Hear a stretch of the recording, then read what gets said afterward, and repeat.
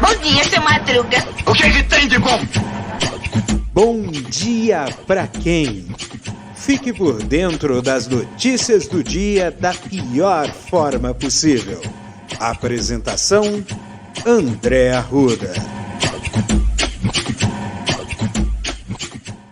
E aí, meu povo, e aí, minha pólvora, sou eu, André Arruda, e esse é mais um Bom Dia. Bom dia pra quem? Bom dia pra você, né, amiguinho, né, amiguinha? Bom dia, né? Pois bem, olha só, depois da queda veio o coice, né? Então, olha só a novidade dessa noite, que vai reverberar amanhã nos noticiários. Viu que teve descontrole do gás para evitar se lascar por lei de responsabilidade fiscal, o governo Bolsonaro bloqueou 8,2 bilhões de reais, tá? Do orçamento. Só que tem um detalhe, né? Aonde é que vai bloquear isso? Esse é que é a grande coisa. Tá aqui, o Código do Imposto de Importação do Arroz, Feijão e Carne não baixou os preços. Lógico que não vai baixar, né? Eu estava comentando com um amigo meu, parece que o governo Bolsonaro está enfrentando uma nova tempestade perfeita.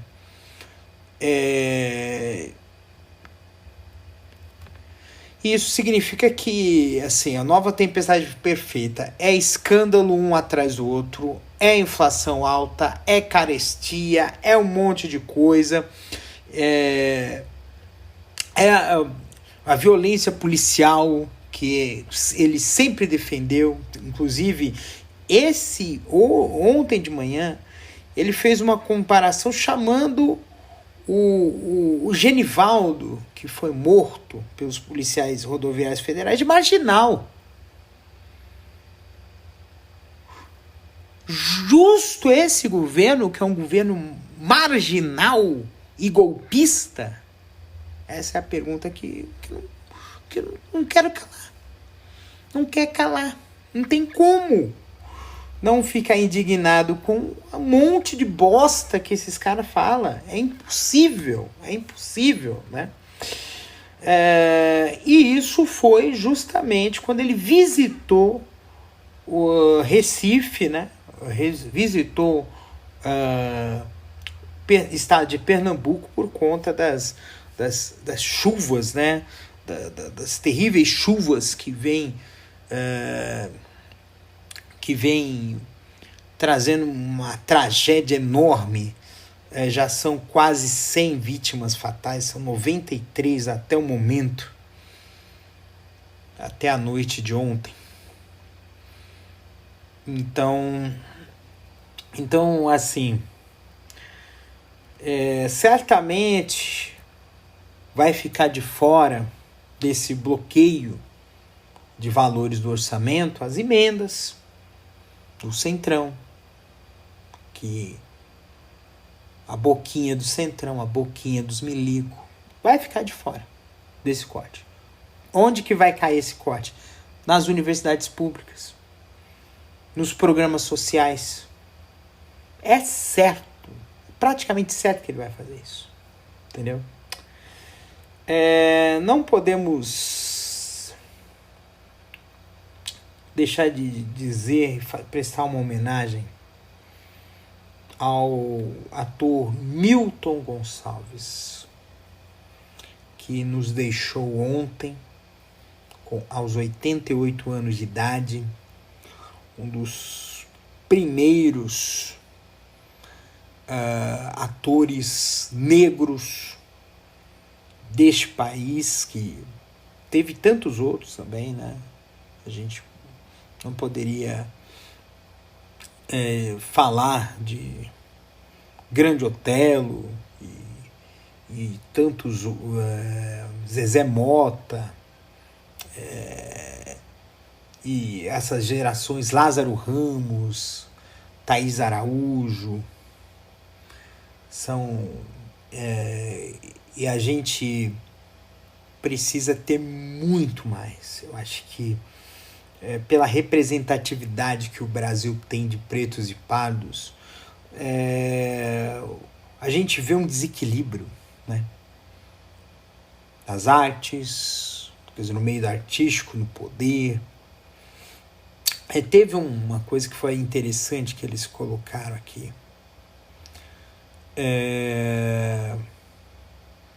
Que faz maior sentido, que eu vi semana passada nas mídias sociais. Tem esse hit aí que tá fazendo sucesso aí, Acorda Pedrinho, uma banda, né?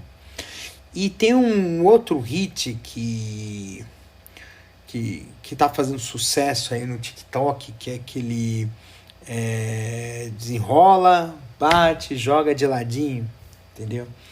E assim, esse Acorda Pedrinho foi um rastilho de pólvora, e esse do desenrola, bate, joga de ladinho teve também uma enorme repercussão, porém não nessa velocidade absurda que teve esse outro hit, né?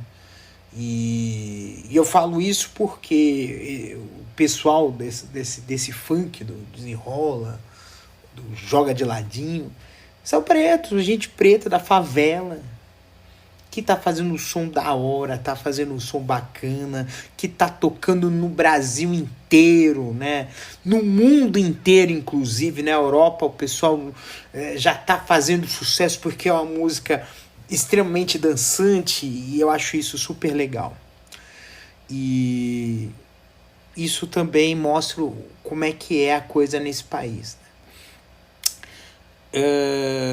É um racismo estrutural. Nós vivemos sobre um racismo estrutural, e aí a gente precisa entender que essa balança precisa ser reequilibrada. Não dá para fazer, não dá para deixar as coisas do jeito que tá, né? E que o legado de Milton Gonçalves seja um legado para inspirar jovens pretos e pretas a fazerem arte cada vez mais, ocupar esses espaços, porque é assim, tem que ocupar os espaços mesmos, porque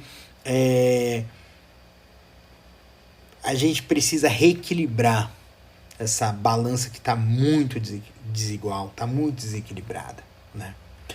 Tem uma outra coisa também que eu reparei, falando de política, né?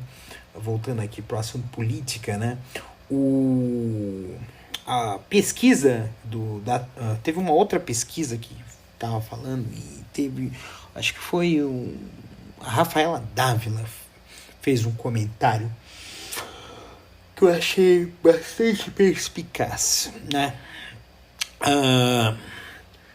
Entre os homens está equilibrado a disputa entre Lula e Bolsonaro, mas entre as mulheres o índice de rejeição a Bolsonaro é muito grande, né? Porque o Bolsonaro, ele representa tudo aquilo que é o patriarcalismo, o machismo, a misoginia, né? A gente sempre tem que lembrar que o Bolsonaro disse uma vez que ele teve 4 filhos homens e teve uma mulher porque deu uma fraquejada. Ou seja, para ter um filho, uma filha mulher é sinal de fraqueza. E tem aquela história com a Maria do Rosário, que merece ser estuprada, um monte de coisa que realmente as mulheres e os homens também, né, precisam entender que uma pessoa que não tem esse respeito pela mulher não é capaz de respeitar ninguém. Tanto que ele quer dobrar a aposta para um golpe de Estado, e aí a gente vai ter que fazer um trabalho forte para impedir que isso seja validado, né? Porque assim, o golpe de Estado só dá certo se ele for legitimado. E aí, não sendo legitimado, ele fracassa. Já teve muitos golpes que já tentaram fazer e fracassaram. E a gente precisa entender isso. E essa é a luta que vai ter que ser travada esse ano. Por isso que é importante a questão do voto, mas muito mais importante é a questão da mobilização. Porque essa horda bolsonarista que está tendo aqui é uma horda que ela atua muito mais nas redes, mas nas redes e nas manifestações que eles têm. Mas não são manifestações numerosas. É uma minoria barulhenta. Então a gente tem que fazer mais barulho para silenciá-los. A gente tem que silenciar esses caras. O que mais que a gente tem aqui hoje?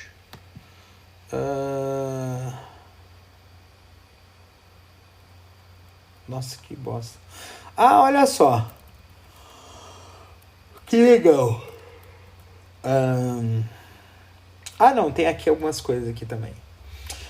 Essa última pesquisa mostrou que assim, encolheu o Ciro. O Ciro hoje tem a segunda maior taxa de rejeição. Nas últimas pesquisas, a segunda maior taxa de rejeição é Ciro Gomes. A primeira é Bolsonaro. E aí o que isso mostrou o seguinte: Ciro não precisa desistir da candidatura para o Lula ganhar no primeiro turno.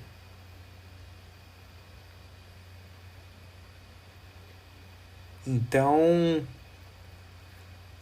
acho que vai ter aí umas coisas pesadas aí.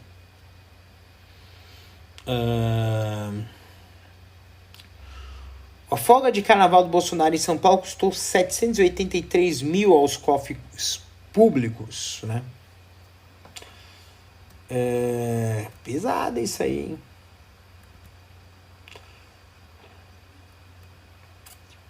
Nossa Senhora. Voltando a falar de Recife, 63% da chuva prevista para o mês foi em 24 horas. É muita coisa. Quase 2/3, né? Porque 2/3 é 67%. Quase 2/3 da chuva de um mês em um dia. É terrível.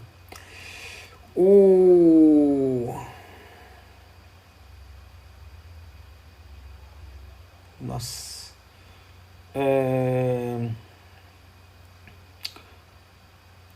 E a história do Gustavo Lima? Continua aqueles desdobramentos da famosa CPI do sertanejo, né? No Rio de Janeiro, o Rio de Janeiro vai fazer uma investigação no show do Gustavo Lima. E assim, quando puxa uns fios, sai um novelo, né? Diz que é uma das empresas aí, a empresa que faz essa venda desses shows, é uma empresa que foi formada no final de 2018, ou seja, depois da eleição de Bolsonaro, e se chama OneSet, uma coisa assim, OneSet, que é um trocadilho do número 17, que é o número do PSL, que foi o número usado por Bolsonaro para se eleger, né? E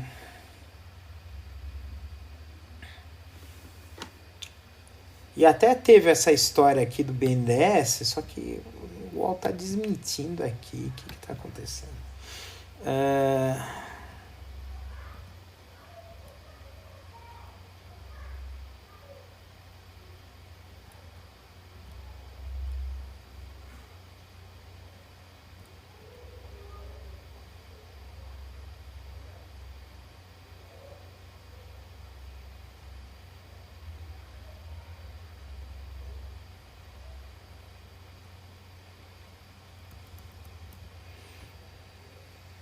O UOL também está fazendo brincadeira. Essa OneSet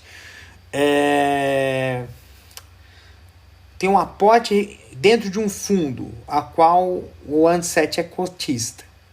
Mas teve dinheiro do BNDES investido nessas empresas, nessa empresa de investimentos OneSet. Uma das donas do fundo, o que comprou os shows do Gustavo Lima.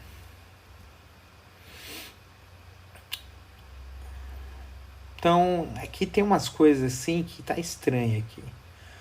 Mas como é que foi liberado esse dinheiro aí?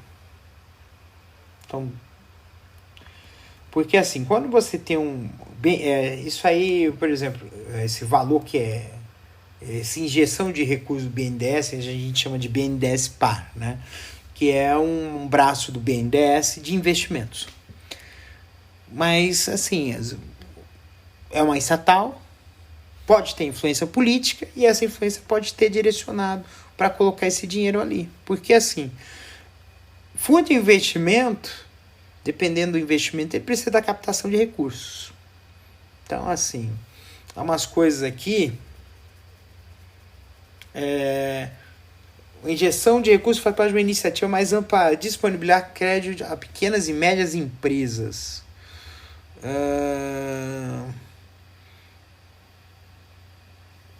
Só que é uma empresa que não é tão pequena assim. Tá muito estranha essa história aí. Eu acho que isso aí vai ter que correr atrás.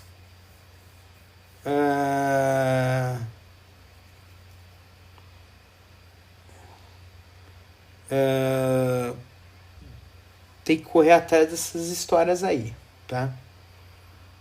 Tá uma coisa muito estranha aí. Mas os shows estão na mira do Ministério Público, porque são dinheiro que iria para a saúde, para a educação e que acabou caindo em bolsa de artista. E é um esquema, tá? Pior é isso, é um esquema. Seguindo aqui a canção aqui.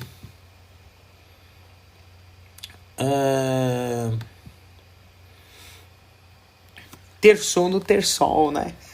Terça-feira. Segundo dia da semana. Rapaz, é muita coisa, né? Acho que o mundo tá fantástico. A gente tem que também ter algumas iniciativas. Uma das iniciativas que eu vou fazer, já vou fazer o anúncio, que eu vou começar a produzir o segundo episódio da temporada regular. E é um episódio que realmente é muito denso em termos de conteúdo, porque ele trata de um assunto que a gente...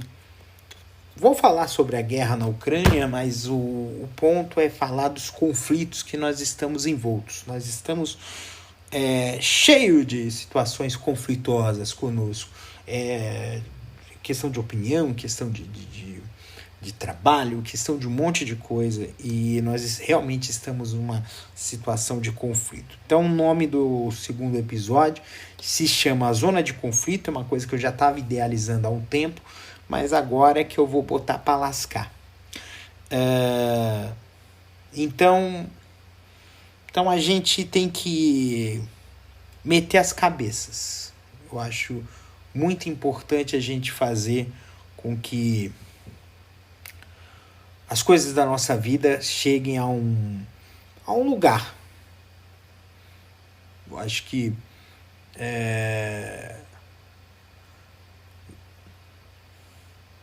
a gente lembrar aqui esse grande artista que foi Milton Gonçalves. A gente entende da importância do legado. Gente, a gente fala assim, putz, o que a gente vai deixar nesse mundo? Isso é importante. Já pensou o que você vai deixar nesse mundo? Deixar filhos, deixar netos, deixar projetos, deixar vitórias, deixar registros, deixar um universo, uma conquista, um lugar na história cativo. mesmo que seja na história de alguém que fez parte do seu convívio. Se você puder fazer com que você se torne uma lembrança para uma outra pessoa, mas uma lembrança boa, não é aquela lembrança ruim, não. Você estará ajudando a construir o seu próprio legado. E isso, gente, é uma coisa assim que nos transforma. Construir algo intangível, ativo intangível, que é o legado. E isso só se faz com ações. E isso só se faz com ações voltadas para o próximo. Isso só se faz com ações que busquem não apenas se engrandecer, porque a gente corre o risco de se enveredar pela vaidade. Mas engrandecer ao ambiente em que você está inserido.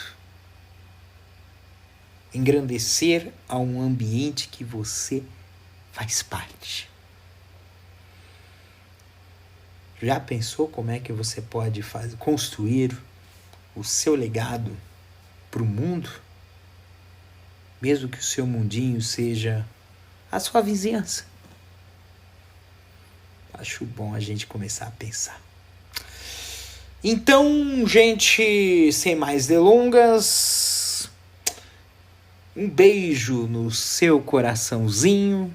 Cuidem-se bem, façam coisas boas e até amanhã. Um beijo.